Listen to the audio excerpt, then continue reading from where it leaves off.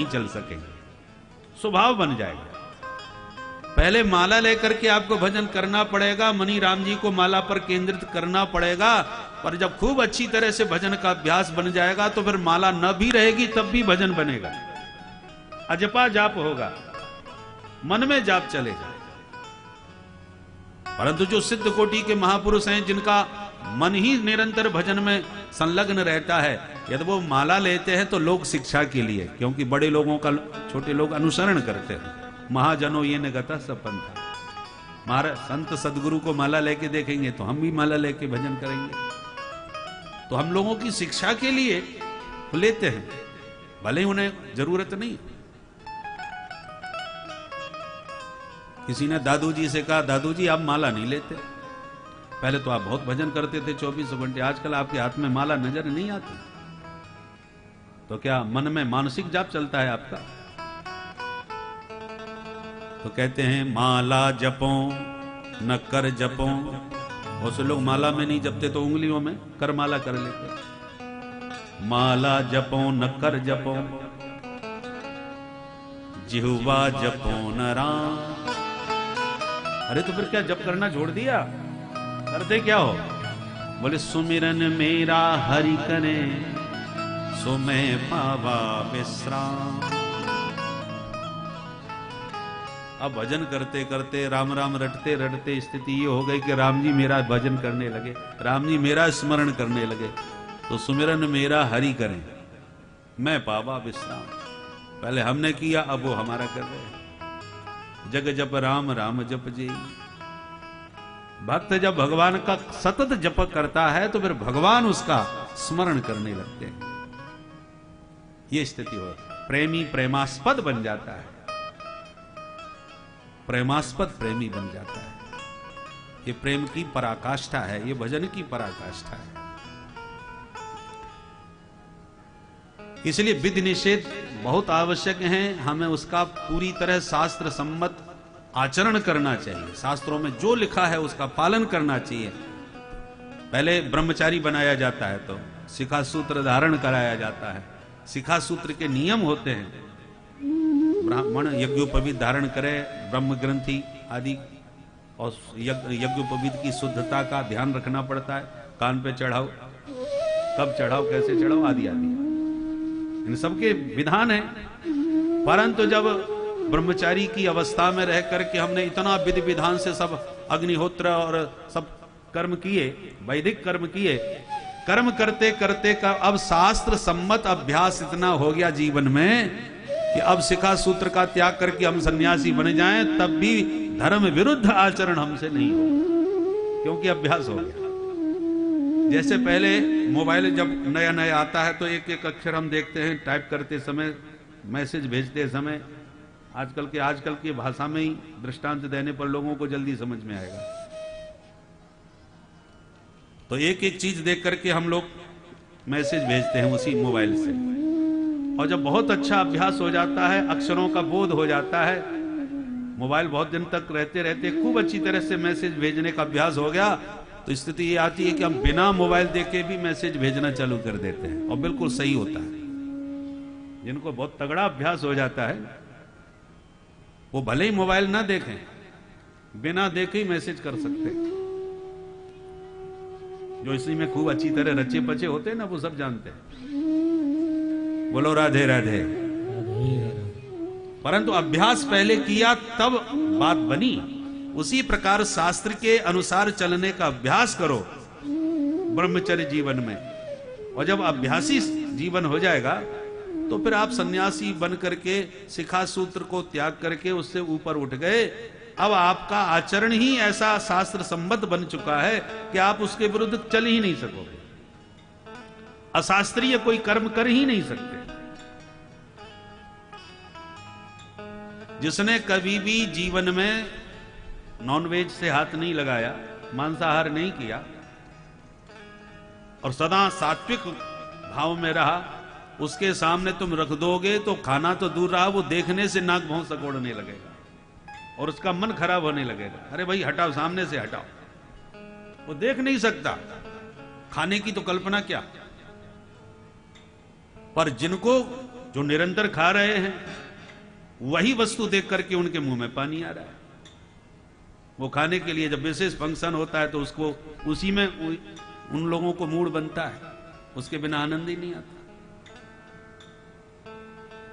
तो मतलब क्या, वस्तु वही है, परंतु पहले उसका निषेध करके मन बुद्धि से उसके प्रति एकदम वीतराग हो जाओ।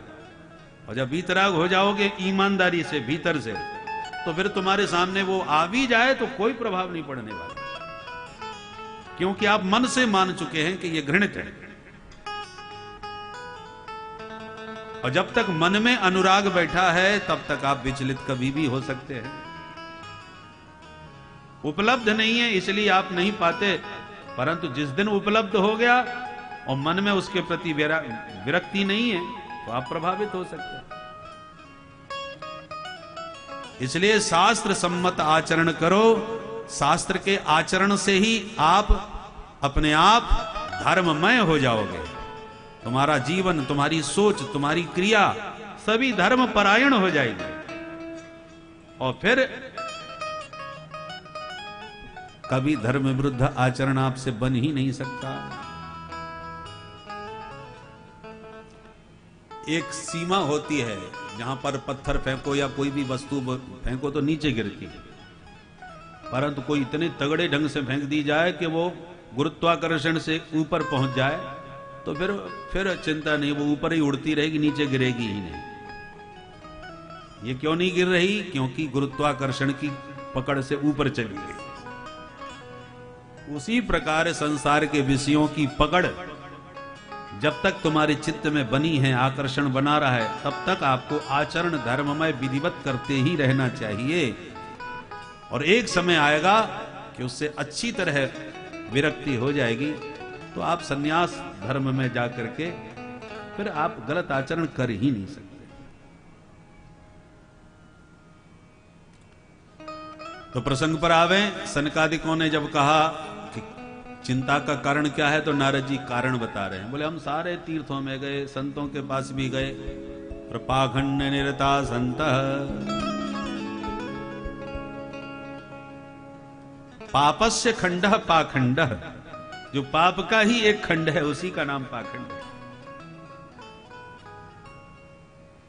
गृहस्थों के यहां भी गए तो देवी जी के दास नजर आए, माता पिता की अवज्ञा कर रहे हैं। देवी जी का पूरा चलावा चल रहा है, सलाहकार साले साहब, श्याल को बुद्धिदायक। तो गृहस्थों का भी आचरण विचित्र, विरक्तों का भी हाल यही। कली दावान ले नाद्य साधनम भस्मतांगता। कलयुग रूपी दावाग्नि ने मानो आत्म कल्याण के सभी साधनों को आग लगा दी, भस्म प्राय हो गए सब। मैं बड़ा दुखी हो गया। नारद जी कहते मैंने सोचा आप किधर जाऊं, तो यामुनम तटमापन्नो यत्र लीला हरेर भूत। मैं यमुना तट पर सीधे वृंदावन धाम पहुंचा, और तत्राश्चर्यं मया दृष्टम श्रूयतां तन्मुनीश्वरा। वृंदावन में भी विचित्र आश्चर्य देखने को मिला। एक युवती दो बुढ़ों के बीच में बैठी रो रही। हमने उससे पूछा काशी तुम, देवी जी आप कौन है?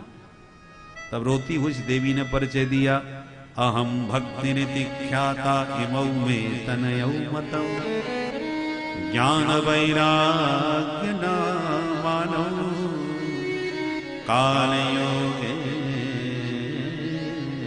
जर्जरौ। मेरा नाम भक्ति देवी है, दोनों बुढ़े मेरे बच्चे हैं। समय की विचित्रता देखो, मैं जवान और बच्चे बुढ़े। मैं दक्षिण में पैदा हुई, कर्नाटक में बड़ी भई, महाराष्ट्र में पली, पर कई पाखंडियों के प्रदेशों से परेशान होकर के भगी। पर जैसी वृंदावन में आई तो मैं तो एकदम नई नवेली बन गई, पर बच्चे दोनों बुढ़े हो गए। अब बच्चों की हालत देख करके रो रही हूं। यदि हालत ठीक नहीं भई इन बच्चों की तो इदम स्थानम परित्यज्य विदेशम गम्यते मया। वृंदावन छोड़ के भी मैं विदेश भाग जाऊंगा। नारद जी तुरंत सावधान होकर के बोले, देवी जी बिल्कुल दुखी ना होइए, मैं नारद प्रतिज्ञा करता हूं यदि जन जन में मैंने इस लोक में तुम्हारी प्रतिष्ठा नहीं कर दी तो मैं हरि का दास नहीं कहला। तदा नाम हरेर दासो लोके त्वाम न प्रवर्तये। भक्ति मां को विविध भाग समझाया और शपथ पूर्वक जब वचन दिया तो भक्ति मां ने गदगद होकर के नारद जी की स्तुति गाई।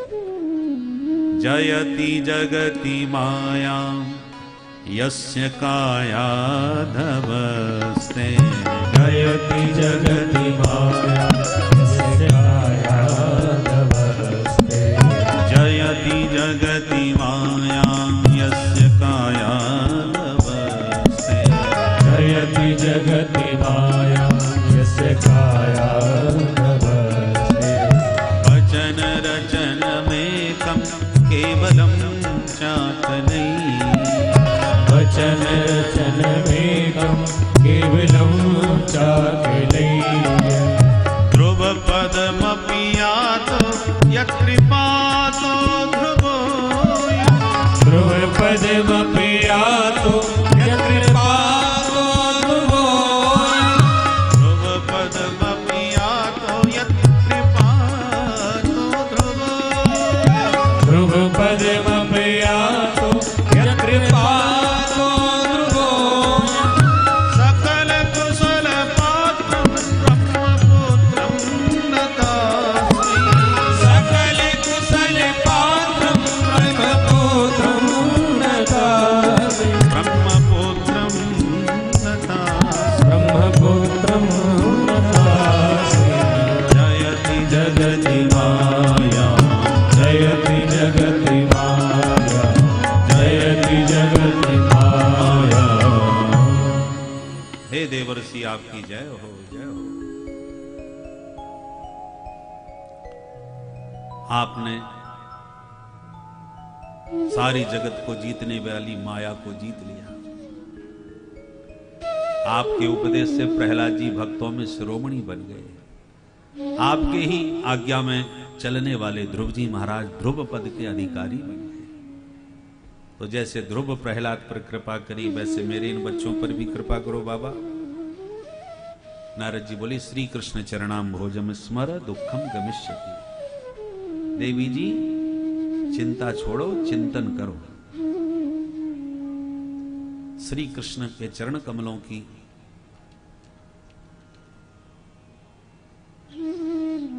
आराधना से सारी व्याधि सारे क्लेश स्वतः दूर हो जाते हैं। और इतना कहकर के नारद जी ज्ञान वैराग्य को जगाने का प्रयत्न प्रारंभ कर दिए। ज्ञानम प्रबुद्ध्यताम शीघ्रम रे वैराग्य प्रबुद्ध्यताम। दोनों को जगाए, कोई फायदा नहीं। खूब चिल्लाए, होश में नहीं आए तो चिकित्सा करी, शास्त्रों की औषधि पिलाई। वेद वेदांत घोषश्च गीता पाठिर मुहुर्मुहु। चारों वेद सारी उपनिषद भगवत गीता बार बार सुनाई। तब थोड़ी सी चेतना आई। आंख खोल के एक बार देखा और फिर आंख बंद करके बेहोशी में चले गए। अब नारद जी सिर पकड़ के बैठ गए। हे भगवान, इतना हैवी डोज देने पर भी इनको होश नहीं आ रहा। वेद वेदांत गीता के बाद बचा क्या है अब?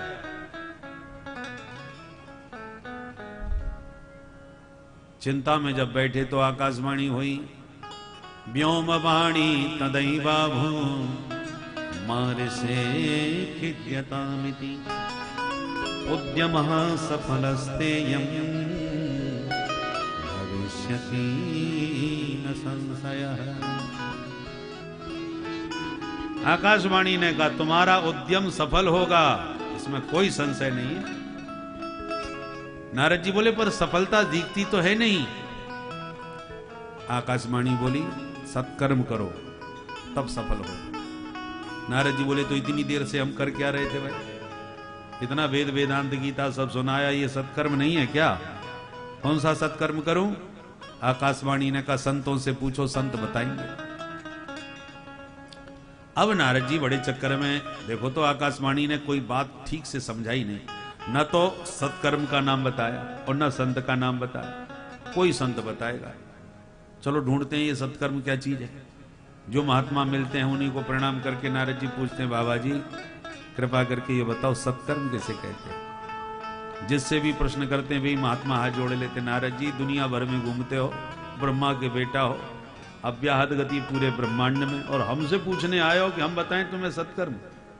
क्यों हमारा मजाक उड़ा रहे हो महाराज, आपको बताएंगे हम।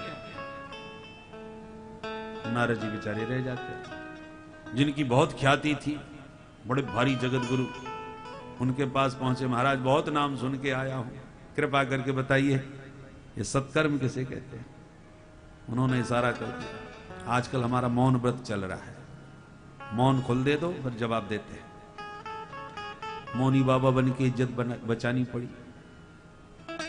मूकी भूतास तथान्येतु कियंतस्तु पलायता। कोई पलायन ही कर गए कि नारद जी कोई प्रश्न पूछने आ रहे हैं, ये पता लगते ही खिसक गए, कोई जवाब नहीं दिया। तब नारद जी ने निर्णय लिया, अब हम किसी से नहीं पूछेंगे, सीधे जाकर के अब भगवान बद्री विशाल में विराजमान नर नारायण भगवान से पूछ के आते हैं।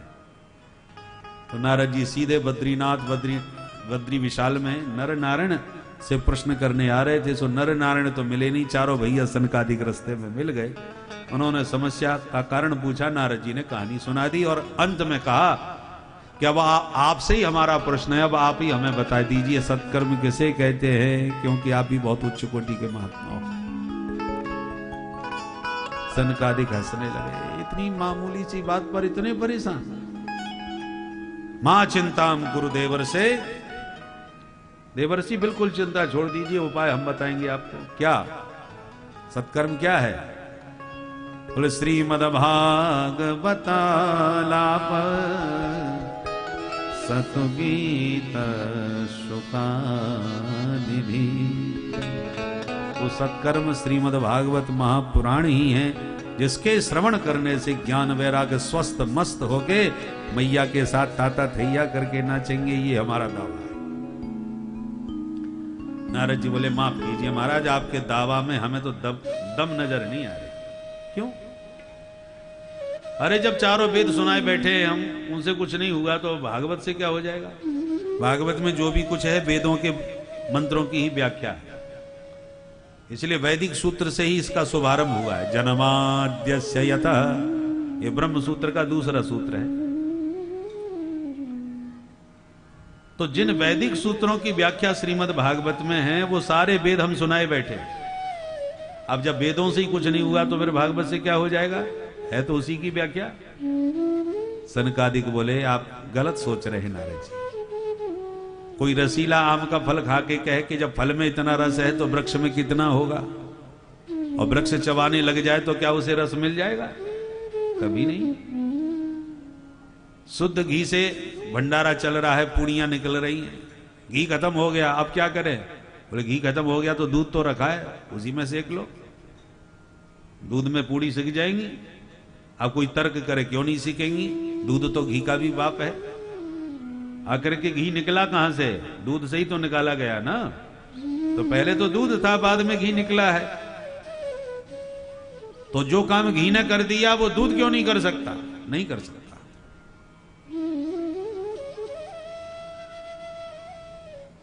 गन्ना का रस ही शुगर फैक्ट्री में शक्कर बन जाता है, और जो काम शक्कर डाल के आप मिठाइयों में करते हो वो गन्ना का रस डाल के करोगे तो नहीं बनेगी।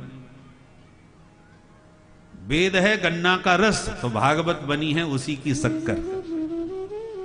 वेद है दूध, तो भागवत है उसी का निकला हुआ घी, मक्खन। वेद यद वृक्ष है तो भागवत उसी का सरस मधुर रसीला फल है। निगम कल्प तरोर गलितम फलम।